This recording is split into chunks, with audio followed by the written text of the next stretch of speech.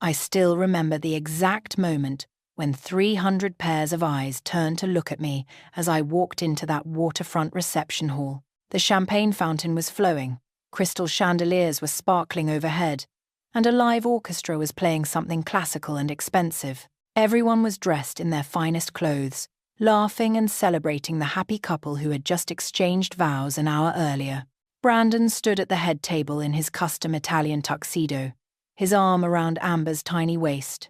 She looked absolutely stunning in her designer wedding gown, the kind with thousands of tiny crystals sewn into the bodice that probably cost more than most people's cars. Her veil was still pinned in her perfectly styled blonde hair, and she was glowing with that special kind of happiness that comes from believing you've won at life. I walked through those double doors wearing a red dress I'd bought specifically for this occasion. Not white, I wasn't trying to upstage the bride. Just a deep, confident red that made a statement. My heels clicked against the marble floor with each step, and the sound seemed impossibly loud in the suddenly silent room. Someone had actually stopped the music. Brandon saw me first. I watched the colour drain completely from his face, like someone had pulled a plug and let all the blood run out. His mouth opened slightly, but no words came out. The champagne glass he was holding started to shake in his hand, tiny ripples disturbing the golden liquid inside. Amber looked confused, glancing between Brandon and me, trying to understand why her perfect reception had just screeched to a halt. Some of the guests were whispering to each other, probably the ones who knew who I was. Brandon's father, Richard, was halfway out of his seat, his face turning an alarming shade of purple. I kept walking until I was standing right in front of their table. I was holding a manila folder, nothing fancy, just a regular office folder. But Brandon was staring at it like it contained his death sentence. "Hello, Brandon," I said calmly. My voice didn't shake. I'd practiced this moment in my mind 100 times. "Congratulations on your wedding. It's beautiful. The venue must have cost a fortune. 40,000 for the space alone, if I'm not mistaken." He still couldn't speak. Amber finally found her voice. "Who is this?" "Brandon. Who is she?" "I'm Vanessa," I said, turning to her with a polite smile. "Brandon's wife. Well, ex-wife, as of 3 days ago. The divorce was finalized on Wednesday." Amber's perfectly made-up face went through several emotions in quick succession. Confusion, disbelief, anger, and then something close to panic. "Ex-wife? He told me you've been divorced for months." "Did he?" I opened my folder and pulled out a single document. "That's interesting, because I have the official paperwork right here, dated and stamped. But that's not why I came." Brandon finally managed to speak, his voice coming out as a hoarse whisper. "Vanessa, what are you doing here?" "I came to tell you something important," I said.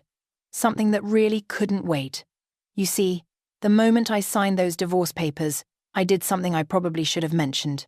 I cancelled my authorization on all 10 of your credit cards."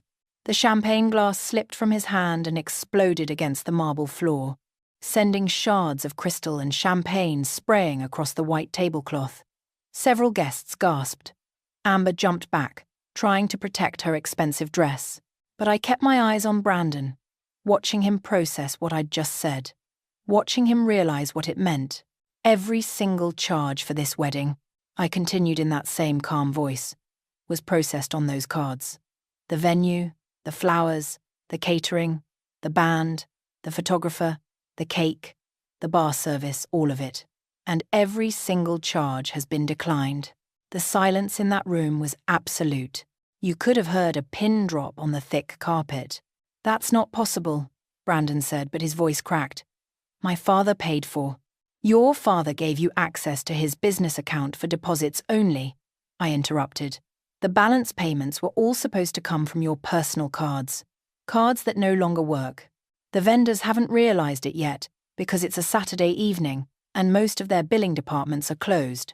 But come Monday morning, you're going to get some very interesting phone calls." Richard Carter stood up so fast his chair fell backward. "This is insane. You can't do this. This is sabotage." "Actually, it's completely legal," I said, still maintaining that calm tone. "As of Wednesday, I'm no longer Brandon's spouse. I have no legal obligation to remain authorized on his credit accounts. I simply removed myself. What he chose to charge after that moment is entirely his responsibility. I turned back to Brandon, whose face had gone from white to a sickly grey colour. Let me do the math for you. Since math was never your strong subject, the venue balance is 30,000, catering is 25,000. The band is 8,000. Flowers are 15,000. Photography and videography together are 12,000. The cake is 3,000. The premium bar package is 5,000. And there are about a dozen smaller charges for things like the valet service, the guest transportation, and those custom monogrammed napkins Amber insisted on. Altogether, you're looking at about $100,000 in charges that were declined. Amber made a small choking sound. Several wedding guests had their phones out now, recording everything. This would be all over social media within the hour. But that's not all I came to tell you, I said, and I saw something like hope flicker in Brandon's eyes. Hope that maybe this was the worst of it. I crushed that hope with my next words. I also sent some very interesting documentation to your company's human resources department yesterday afternoon. His face somehow went even paler. You didn't. I did.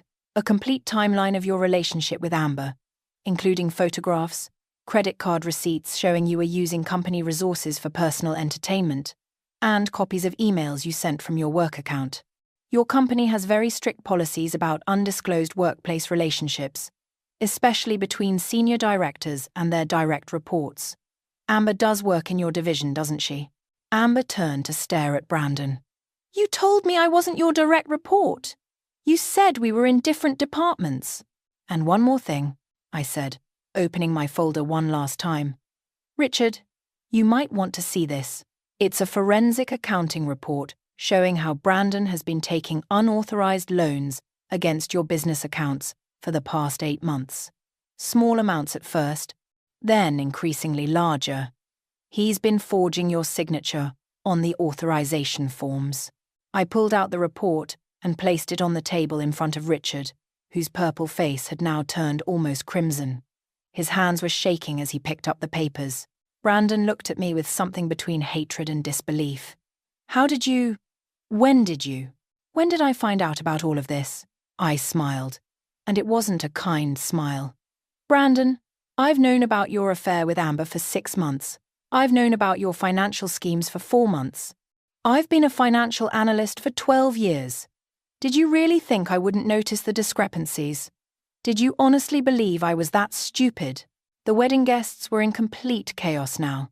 Some were recording, some were whispering furiously, some were trying to discreetly leave. The band had packed up and was sneaking out a side door. The photographer had stopped taking pictures and was probably calculating how to get his payment. I closed my folder and tucked it under my arm. Enjoy your reception, Brandon.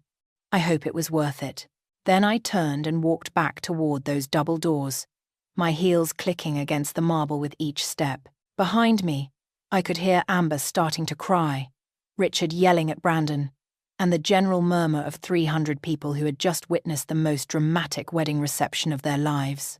But to understand how I got to that moment, how I went from being the trusting wife to the woman who just destroyed her ex-husband's perfect day, I need to go back 6 months, back to when everything still seemed normal, and I had no idea that my entire marriage was built on lies. 6 months before that wedding reception, I was sitting at our kitchen table on a Tuesday night, going through credit card statements like I did every month. It was just part of my routine. I'd always handled our finances because Brandon claimed he was too busy with work and didn't have a head for numbers. I didn't mind. I actually enjoyed it. There was something satisfying about seeing everything organized, categorized, and balanced. Brandon was upstairs in his home office, supposedly preparing for a big presentation. I could hear him on a phone call, his voice muffled through the ceiling. He'd been working late a lot recently, sometimes not coming home until 10 or 11 at night. When I asked about it, he'd talk about a major client account he was managing, about how much pressure his boss was putting on him, about how this could lead to a promotion. I believed him. Why wouldn't I? We'd been married for 11 years. We had a nice house in a good neighborhood. We took vacations twice a year. We had dinner together most nights when he wasn't working late. Sure, things had become a bit routine, a bit predictable, but that's what marriage was supposed to be like after 11 years, wasn't it? Then I saw the charge for $247 at Bella Rosa, an upscale Italian restaurant downtown. The date was June 15th. I remembered that date very clearly because it was the night Brandon had texted me saying he'd be working late and would just grab something at the office. I stared at that line item for a long time. $247 was a lot for one person to spend on dinner. That was a meal for two, probably with wine, maybe dessert. My stomach did a strange little flip, but I pushed the feeling away. Maybe he'd taken a client out. That happens sometimes, he'd just forgotten to mention it. Then I saw another charge, 3 days later. A jewelry store in the mall. $895. I'd never received any jewelry. My birthday wasn't until October. Our anniversary had been in April, and he'd given me a gift card to my favorite bookstore, which I'd actually appreciated because it was thoughtful. So who was the jewelry for? I went back through the previous month's statement. More restaurant charges on nights he'd claimed to be working late. A hotel charge at the Riverside Inn, a boutique hotel right here in our own city. Why would my husband need a hotel room in the city where we lived? My hands started to shake. I pulled up the statements from 3 months ago, then 4 months ago. The pattern was there once I knew to look for it. Expensive dinners, more jewelry purchases, charges at high-end boutiques. A charge at a spa for a couple's massage package. I sat there at our kitchen table, surrounded by papers and my laptop, feeling like the floor had disappeared beneath my feet. The house we'd built together suddenly felt like a stranger's home. The coffee mug I was holding, the one that said, "World's Best Wife," that Brandon had given me as a joke 2 Christmases ago, felt like it was mocking me. I could have confronted him right then. I could have marched upstairs and demanded to know who he was buying jewelry for, who he was taking to expensive restaurants, who he was meeting at hotels in our own city, but something stopped me. Maybe it was my analytical mind, the part of me that always wanted complete information before making decisions. Maybe it was fear of what I'd find out. Maybe it was both.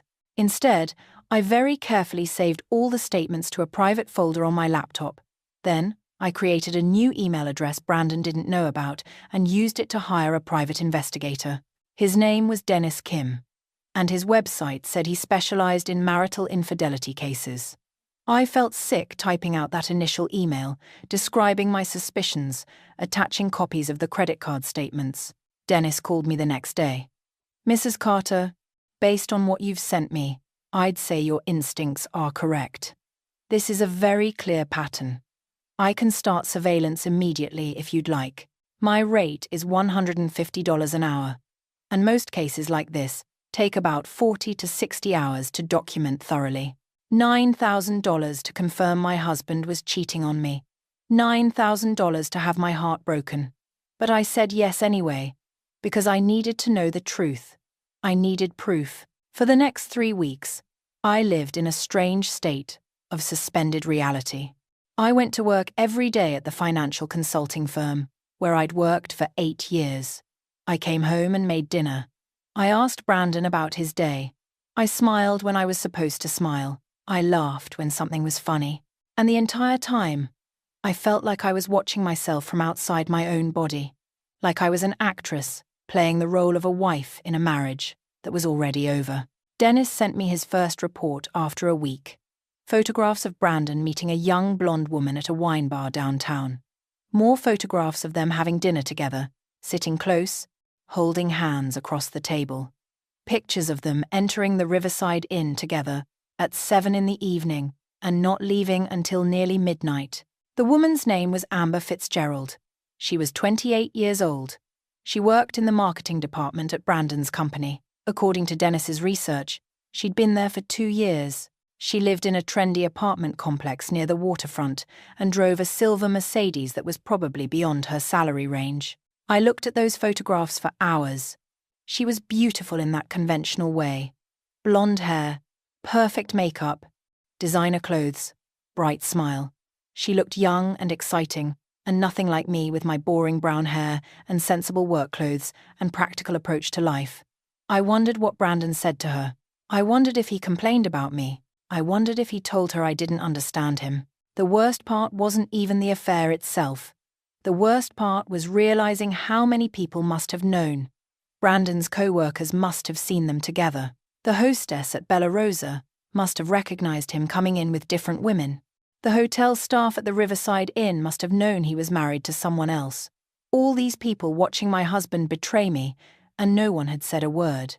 I called my best friend Patricia. She was a divorce attorney, though I'd never imagined I'd need her professional services. We met for coffee at a place far from my neighborhood, somewhere I wouldn't run into anyone I knew. "I need you to look at something," I said, sliding a folder across the table to her. "And I need you to tell me what to do." Patricia looked through the photographs and the credit card statements. Her jaw got tighter with each page she turned. When she finished, she looked up at me with fury in her eyes. "That absolute piece of garbage.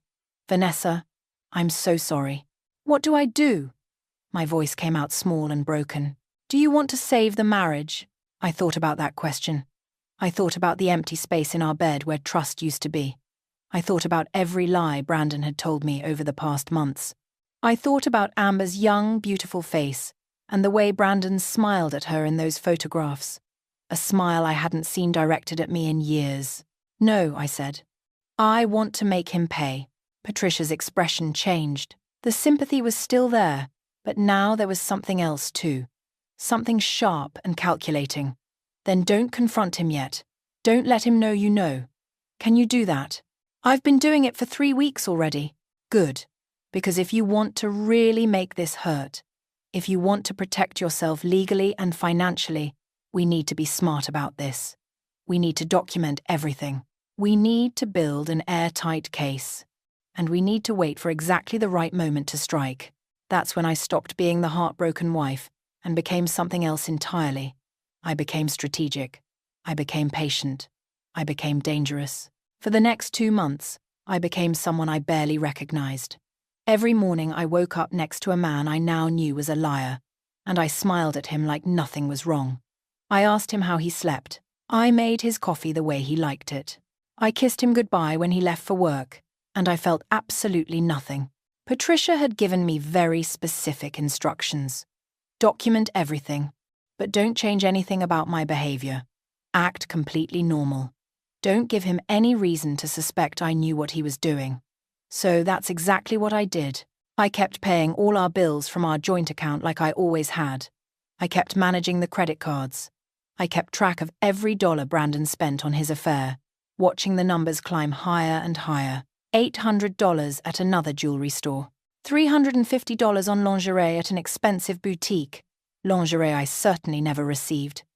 A weekend charge at a bed and breakfast 2 hours away that coincided with a business trip Brandon had mentioned. Dennis kept sending me reports. More photographs, more documentation of Brandon and Amber together. They went to the theatre. They went to art galleries. They took a cooking class together at some trendy culinary school. I read each report with a strange sense of detachment, like I was reading about strangers instead of my own husband. The most useful thing Dennis discovered was that Brandon had opened 3 new credit cards I didn't know about. He'd used his office address instead of our home address, which is why I'd never seen the statements.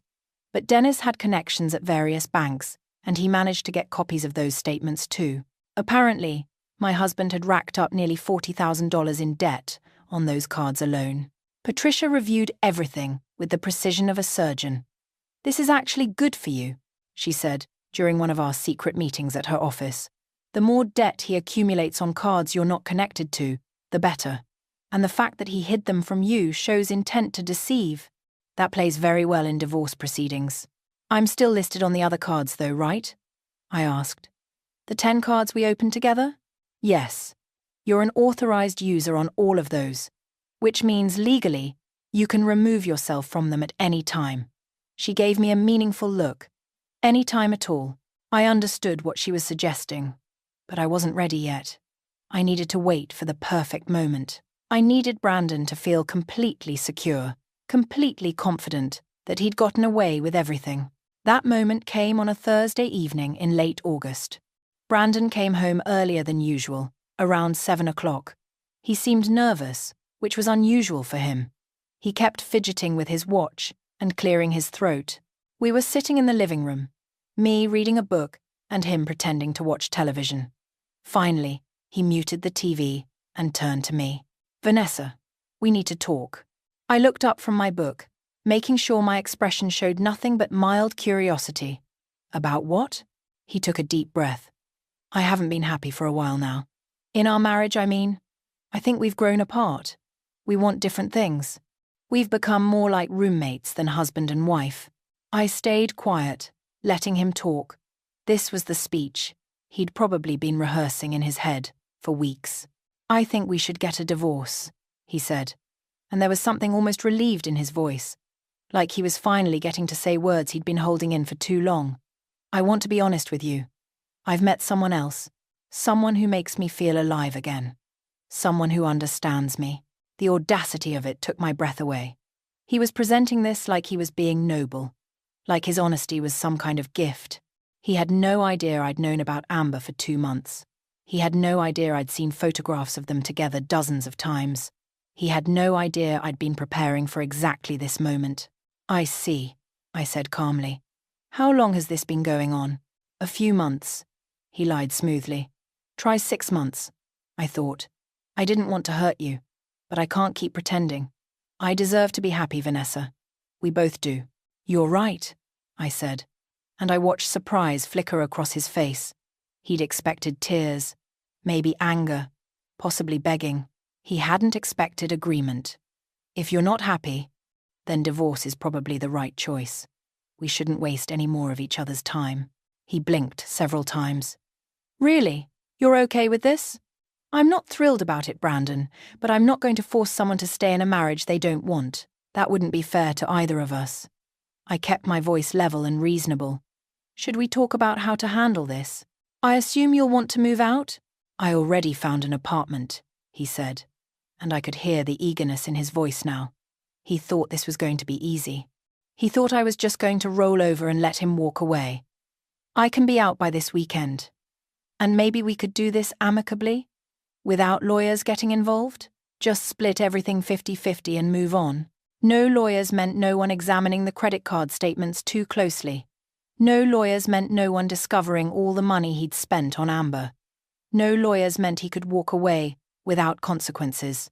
"Actually, I think we should each have lawyers," I said, "just to make sure everything is done properly. My friend Patricia is an attorney. She can help us with the paperwork." His face tightened slightly. "Is that really necessary? Lawyers just make everything more complicated and expensive." "I think it's necessary," I said firmly. "This is a major legal proceeding, Brandon. We need to do it right." He wasn't happy about it, but he agreed. What choice did he have? Over the next 2 weeks, Patricia drafted divorce papers that were absolutely perfect. On the surface, everything looked fair and standard. We'd split our assets 50-50, no alimony since we both had good jobs. The house would be sold, and we'd divide the proceeds. But buried in the legal language were clauses that protected me completely. Clauses that made it clear I had no responsibility for any debts incurred on accounts I wasn't aware of. Clauses that separated my liability from his on all joint accounts as of the date the divorce was finalized. Patricia had crafted it so carefully that Brandon's lawyer barely glanced at it before approving. Brandon moved out that weekend, and I helped him pack his things like we were friends instead of a couple ending an 11-year marriage. He seemed almost giddy, talking about his new apartment, his fresh start, his chance to finally be himself. "I hope you find happiness too, Vanessa," he said as he loaded the last box into his car. "You deserve someone who appreciates you." The hypocrisy made me want to laugh, but I just nodded and waved as he drove away. What Brandon didn't know was that Dennis had followed him to his new apartment, which was actually Amber's waterfront condo. What he didn't know was that I'd already made copies of every financial document, every credit card statement, every piece of evidence of his affair. What he didn't know was that Patricia had contacts at his company and had already learned about their strict workplace relationship policies. And what he definitely didn't know was what I'd discovered 2 days earlier, when Dennis had delivered his final report. Brandon's father, Richard, had been funding much of his lifestyle through a business account. But Brandon had gotten greedy and had started taking unauthorized loans, forging his father's signature to access larger amounts. Richard had no idea his son had been stealing from him. The divorce papers were signed on a Wednesday in mid-September. I signed my name on the final page with a steady hand, watching the notary stamp the document. It was official. After 11 years, I was no longer Brandon's wife. The moment I walked out of that office, I made my first phone call. I'd like to remove myself as an authorized user on these accounts, I told the credit card company representative, reading off the first card number. Then I called the second company, then the third. By the end of that afternoon, I'd removed myself from all 10 credit cards. The trap was set. Now I just had to wait for Brandon to walk right into it. 3 weeks after the divorce was finalized, Dennis sent me a text message with a screenshot attached. It was from Amber's Instagram story. A photo of her hand wearing an enormous diamond engagement ring, with the caption, "He finally made it official. Planning the wedding of my dreams." I stared at that ring for a long moment. It must have cost at least $15,000. Brandon had probably put it on one of those credit cards I'd just removed myself from. The charge would go through initially, but when the bill came due, it would be entirely his responsibility. Patricia called me that same evening. "Did you see the Instagram post?" I saw it. Well, it gets better. I had lunch with someone from Brandon's company today. Apparently Brandon and Amber have been telling everyone they're planning a huge wedding for early October. They've been showing people pictures of venues and talking about how Brandon's father is helping pay for everything. Richard is paying for Brandon to marry his mistress. I couldn't keep the disbelief out of my voice. According to my source, Richard never approved of you. Thought his son married beneath himself. He's apparently thrilled that Brandon is with someone younger and, quote, more sophisticated. I felt a flash of anger at that, but I pushed it down. Richard's opinion of me didn't matter anymore. What mattered was that Brandon was about to make the biggest financial mistake of his life, and he had no idea it was coming. Over the next 2 weeks, I watched Amber's social media obsessively. She posted constant updates about wedding planning, photos of dress shopping with her bridesmaids, videos of cake tastings, pictures of flower arrangements. She tagged the venues, the vendors, the designers. She was documenting everything publicly, probably because she loved the attention and the comments from friends telling her how lucky she was. What she didn't realize was that she was creating a perfect public record of exactly how much this wedding was costing. Dennis did some additional research for me, making phone calls and asking questions. The venue was the Waterfront Estate, one of the most expensive locations in the city. The rental alone was $40,000. They'd hired Bella Rosa, that same Italian restaurant where Brandon had taken Amber on their early dates, to cater the event. $25,000 for 300 guests. The flower budget was astronomical. $15,000 for arrangements that would die after one day. How is he paying for all this? I asked Patricia during one of our regular check-ins. From what I can tell, he put deposits down on everything using his father's business account. That's the authorized charges Richard knows about. But all the balance payments are scheduled to come from Brandon's personal credit cards. The vendors don't care where the money comes from as long as it clears. And Brandon probably figured with his salary he could pay off the cards over time. "Except those cards aren't going to work," I said. "Except those cards aren't going to work." Patricia agreed with a smile. The wedding was scheduled for a Saturday in early October at the Waterfront Estate. The forecast called for perfect weather. Sunny, 72 degrees, light breeze off the water. Amber posted about how even the universe was blessing their union. I spent that morning getting ready with more care than I'd taken with my appearance in months. I went to an expensive salon and had my hair styled. I got my makeup done professionally. I bought that red dress I'd been saving for this exact occasion, bold enough to make a statement but not so flashy that it would seem like I was trying too hard. Patricia had offered to come with me for moral support, but I'd declined. This was something I needed to do alone.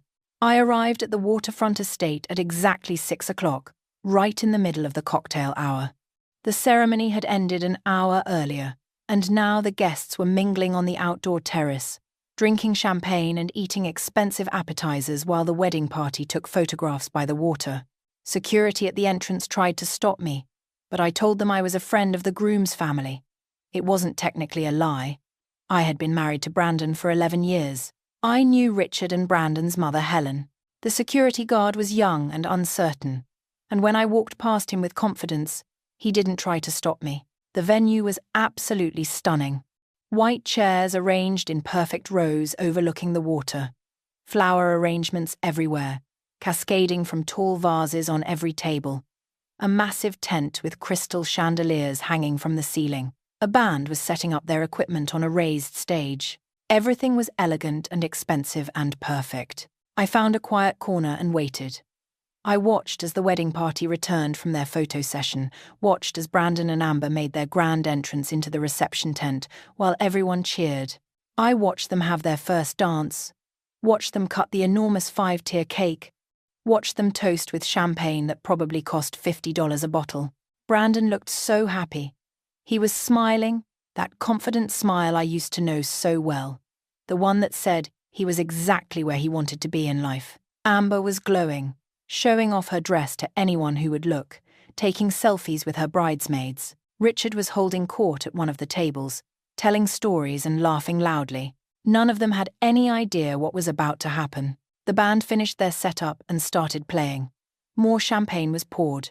The catering staff brought out the first course, some kind of fancy soup with truffle oil.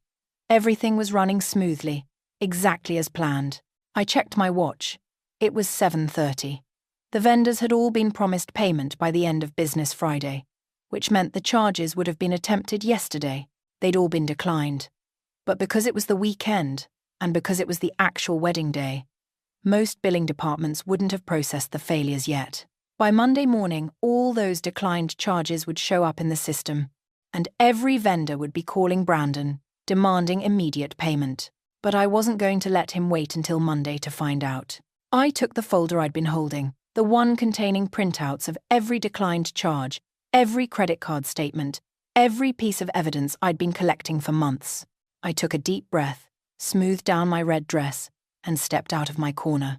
The moment I started walking across that reception tent, heading straight for the head table where Brandon and Amber were sitting, people started to notice.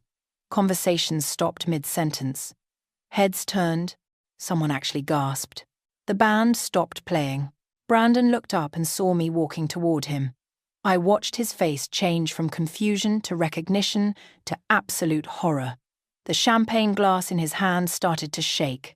Amber looked between us, her smile faltering. "Brandon? Who is that?"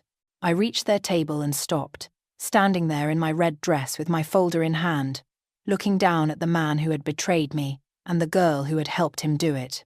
"Hello, Brandon," I said, my voice calm and clear in the sudden silence. "Congratulations on your wedding. It's beautiful. The venue must have cost a fortune. $40,000 for the space alone, if I'm not mistaken. 300 people were watching us now. 300 people were about to witness what happened when you betrayed someone who was smarter than you thought." Brandon's mouth opened and closed like a fish gasping for air. The champagne glass slipped from his trembling hand and shattered against the marble floor, sending crystal shards skittering across the white tablecloth. Amber jumped back with a small scream, grabbing at her expensive dress to keep it away from the spreading liquid. "Vanessa," Brandon finally managed to choke out. "What are you doing here?" I placed my folder on the table in front of him, right next to the elaborate centerpiece that probably cost $300. "I came to deliver some important information. You see, when I signed those divorce papers 3 weeks ago, I made a few phone calls. I removed myself as an authorized user from all 10 of the credit cards we shared." The color drained from his face so quickly I thought he might actually faint. Around us, guests were leaning forward in their seats, straining to hear every word. Several people had their phones out, recording. This would be on social media within minutes. "Every charge for this wedding," I continued, speaking slowly and clearly so everyone could hear, "was processed on those cards. The venue balance, the catering, the flowers, the band, the photographer, the cake, the bar service, the valet parking, those custom napkins with your names embroidered on them, all of it, and every single charge has been declined." Amber's face went white. That's not possible. Brandon, tell her that's not possible. But Brandon couldn't speak. He was staring at the folder like it contained a bomb. Let me break down the numbers for you, I said, opening the folder and pulling out the first sheet of paper. The venue balance of $30,000. Declined. Catering for 300 guests at $25,000. Declined. Premium bar package at $5,000. Declined. Flowers at $15,000. Declined. The band at $8,000. Declined. Photography and videography at $12,000. Declined. That custom wedding cake at $3,000. Declined. And about a dozen smaller charges for things like transportation, the ceremony musician, and the program printing. Altogether, Brandon, you're looking at approximately $100,000 in declined charges. Someone in the crowd let out a low whistle. Richard had stood up from his table, his face turning that familiar shade of purple. This is absurd. I authorized the deposits. The vendors were paid. The deposits were paid, I agreed, turning to face him. But deposits only cover a fraction of the total cost. The balance payments were all scheduled to come from Brandon's personal credit cards. Cards that no longer work. The vendors' billing departments are closed for the weekend, so they haven't processed the failures yet. But come Monday morning, every single one of them is going to be calling Brandon demanding immediate cash payment. Amber turned to Brandon, her voice rising to a near shriek. You told me everything was paid for. You told me your father was covering everything. I covered the deposits, Richard said, his voice dangerously quiet. Brandon was supposed to handle the rest with his own funds. He told me he had it covered. Oh, he had it covered, I said. He just didn't realize the coverage was about to be pulled out from under him. I pulled out another sheet of paper. But that's not all I came to tell you. Brandon, do you remember that company policy you signed when you were promoted to senior director? The one about disclosing workplace relationships? His face went even paler, something I hadn't thought possible. I sent a complete report to your human resources department yesterday afternoon. A timeline of your relationship with Amber, including the fact that she works in your division and reports to your direct subordinate. Photographs of you together during work hours. Credit card receipts, showing you used your corporate card for personal entertainment with her. Copies of emails you sent from your work account making dinner plans and hotel reservations. Amber's hand flew to her mouth. You said we were being careful. You said no one at work knew. Everyone at work knew, I said bluntly. They just didn't report it, because they assumed you'd already disclosed it properly. But you didn't, did you, Brandon? Because that would have required you to actually follow the rules. The wedding guests were in complete chaos now. People were whispering frantically. Phones were recording from every angle, and I could see several people texting, probably sharing this drama in real time with friends who weren't here.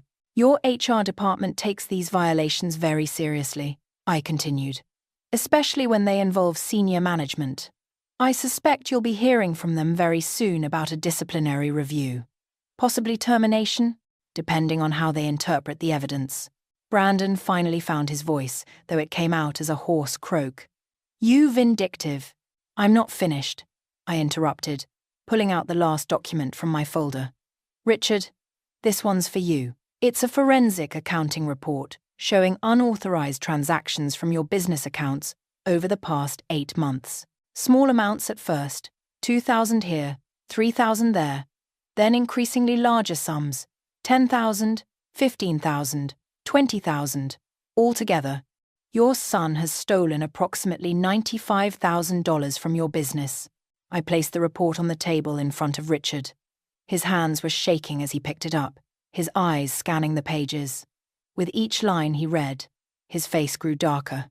The signatures on the authorization forms are forged, I continued. I hired a handwriting expert to verify it. Brandon has been taking loans against your business without your knowledge or permission. That's embezzlement, Richard. That's a crime.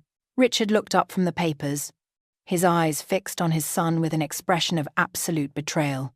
You stole from me? From your own father? Brandon's mouth worked soundlessly. Amber had backed away from him, her hands pressed against her face, her carefully applied makeup starting to run as tears leaked from her eyes. How did you even... Brandon started, but his voice cracked. When did I figure it out? I smiled. And it wasn't a kind smile. Brandon, I'm a financial analyst. I've been one for 12 years. Did you really think I wouldn't notice discrepancies in credit card statements? Did you honestly believe I was too stupid to see what was right in front of me? The bandleader was quietly directing his musicians to pack up their instruments. The catering staff had retreated to the kitchen. The photographer had stopped taking pictures and was backing toward the exit. They all knew what was coming. A massive fight over who was going to pay them for services already rendered. I've known about your affair with Amber for 6 months, I said, my voice carrying across the silent tent. I hired a private investigator. I documented everything. Every dinner, every hotel visit, every piece of jewelry you bought her with money from our joint accounts.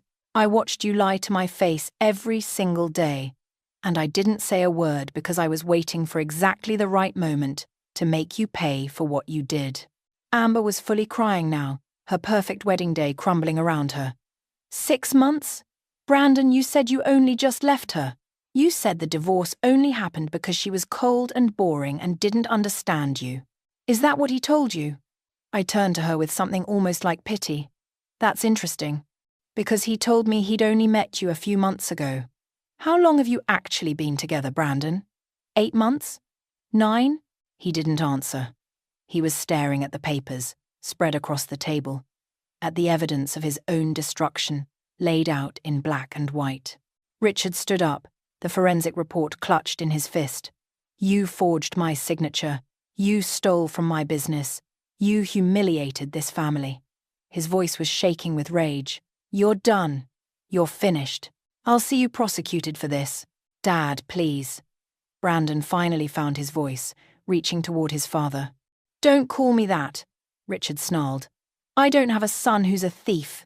The wedding guests were scrambling now, some trying to leave discreetly, others openly recording the spectacular implosion happening at the head table. I could see Amber's bridesmaids gathering around her, trying to comfort her while she sobbed into her hands. The best man was on his phone, probably calling someone for advice.